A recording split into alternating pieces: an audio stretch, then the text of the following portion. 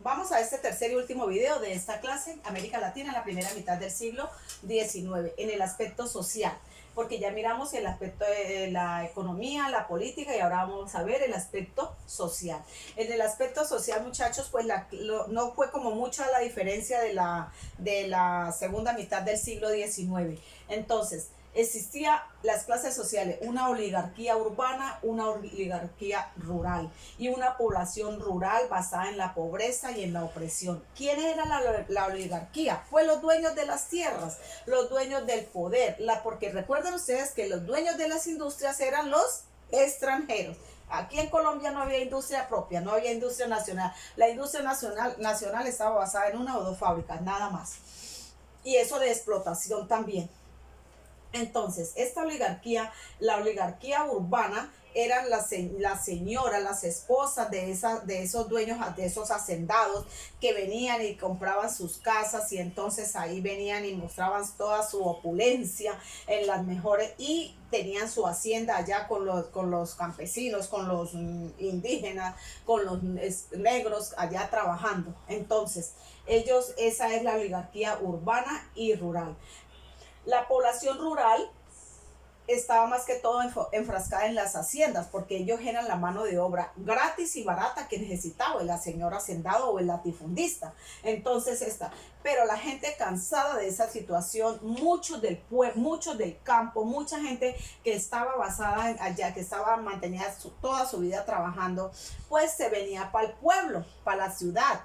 Y ahí en la ciudad, ¿a dónde iban a vivir si ellos nunca habían tenido tierras? Pues llegaban a invadir, llegaban a apropiarse de territorios que no eran de ellos, y eso eran allá en las periferias de las ciudades, eran donde realizaban o se creaban cinturones de pobreza, cinturones de miseria, se aumentaba, vivían, mejor dicho, sin servicios públicos, sin infraestructura, sin nada. O sea, salían de Guatemala para caer a Guatepeor, con el único objetivo de que vivían en la ciudad. Eso hoy en día fue lo que creó, que se vio la necesidad y se creó también una clase trabajadora, una clase media. Fue el desarrollo de esta situación, porque esa gente que venía del campo a la ciudad fue la que tuvo que buscar trabajo en lo que fuera. Entonces ella fue la que tuvo que emplearse en las fábricas de extranjeros, o en las fábricas de los nacionales, o buscar empleo en lo que fuera. O sea, surgió otra clase social, una clase social trabajadora, una clase social que poco a poco fue consiguiendo sus cositas hasta lograr considerarse en una clase media trabajadora. Muchachos, fueron esos. Esta situación generaba, como había empleo en las ciudades debido a las fábricas que llegaban extranjeras, entonces incentivaba a la gente rural a venirse a las ciudades, lo que hizo que la población aumentara en las ciudades, y fuera disminuyendo en los campos. Pues se daban cuenta que en las ciudades las condiciones de vida eran diferentes, de menos trabajo, y que al menos les pagaban un salario más digno. Esta situación que creó, muchachos, creó unas nuevas ideologías.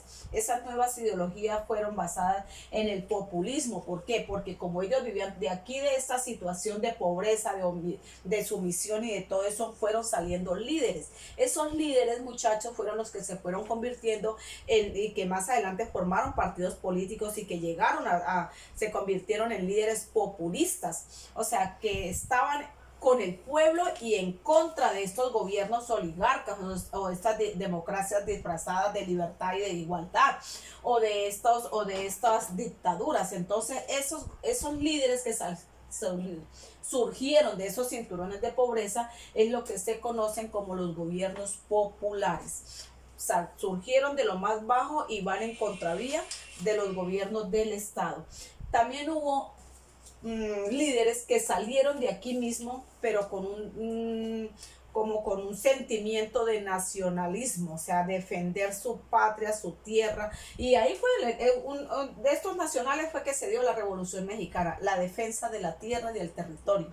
Estos son los gobiernos, el nacionalismo.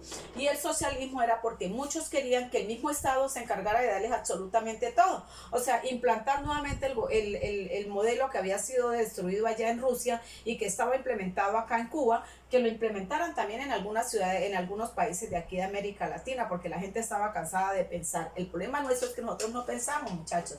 Nosotros simplemente obedecemos. No se nos olvide eso.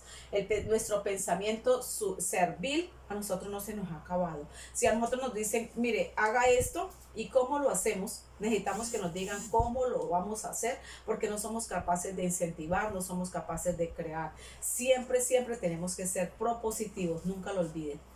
Chao.